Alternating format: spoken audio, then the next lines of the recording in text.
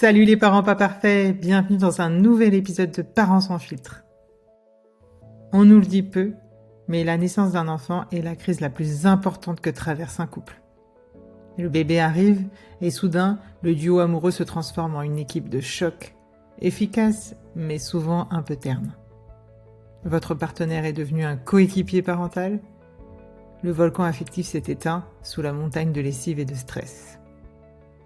La question c'est: comment redevenir amant quand on est devenu parent à plein temps? C'est notre sujet du jour. Si le désir s'est envolé, sachez que vous n'êtes pas seul. Près de la moitié des couples interrogés par l'IFOP ont des préoccupations sur leur vie sexuelle après l'arrivée d'un enfant.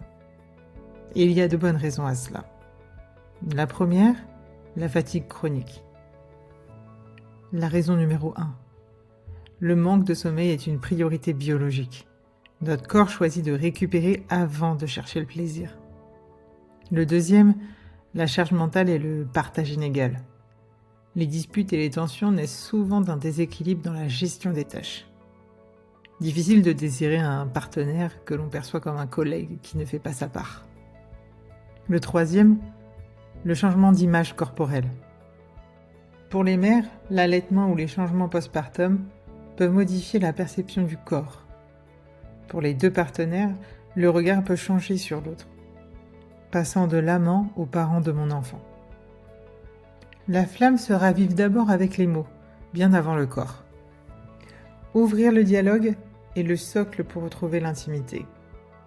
Petit 1, parlez de vous, pas des enfants. On en a déjà parlé.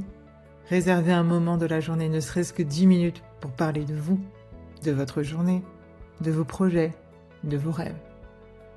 L'objectif, se rappeler qui vous étiez avant le titre de parent. Nous en reparlerons très bientôt. Petit 2, brisez le silence sur le désir. Osez dire: j'ai du mal avec mon corps. Je me sens éloigné de nous. Ce sont des phrases puissantes qui ouvrent la porte de l'intimité émotionnelle. Le silence et les reproches ne font que creuser le fossé. Petit 3, exprimez la reconnaissance. Valorisez votre partenaire dans son rôle. Dites-lui les 5 qualités que vous trouvez impressionnantes ou attirantes chez lui ou chez elle, sans que ce soit un compliment forcé, mais plutôt sincère. L'arrivée des enfants nous oblige à tuer la spontanéité d'avant. C'est normal. Il faut donc planifier l'intimité. Souvenez-vous de l'otite de couple, au début de la saison. C'est l'une des actions à réaliser. Le tête-à-tête régulier. Dès que possible, planifier une soirée ou même un week-end en amoureux. Il faut sortir du quotidien, se retrouver dans un environnement sans contrainte de la maison. Sollicitez votre famille, vos amis, pour garder les enfants. Même un simple rendez-vous après le coucher des enfants, un petit film avec un plateau télé, est essentiel. Créer la bulle physique. C'est important pour l'enfant de comprendre que ses parents ne sont pas que ses parents, mais qu'ils forment un couple. Faire dormir l'enfant hors de la chambre parentale, si c'est confortable pour vous, peut aider à redéfinir l'espace du couple. On a aussi le câlin silencieux. Une astuce simple. Lorsque il ou elle rentre, faites un long câlin tendre et silencieux avant de parler des tracas du quotidien. Retrouvez la chaleur physique avant la logistique.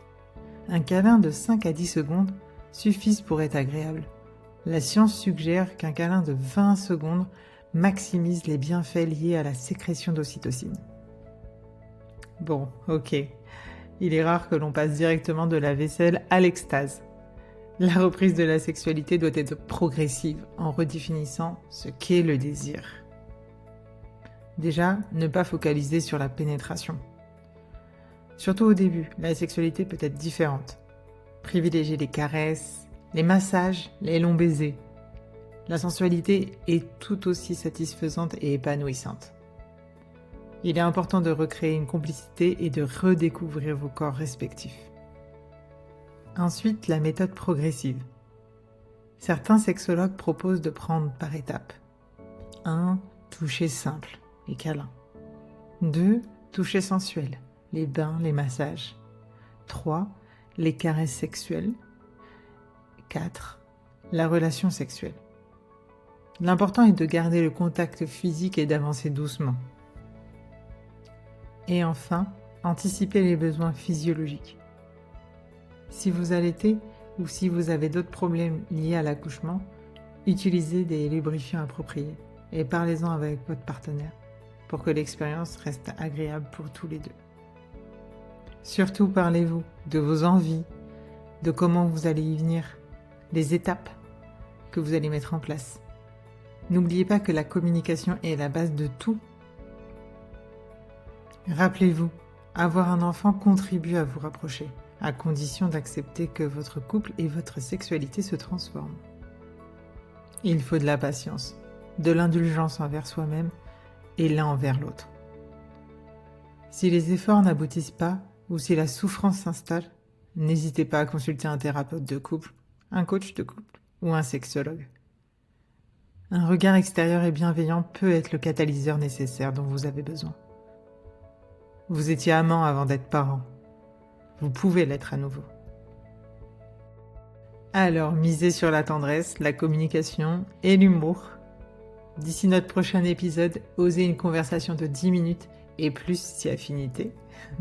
Rien que pour vous deux. Je vous dis donc à très vite. N'oubliez pas de respirer. Ciao les parents pas parfaits.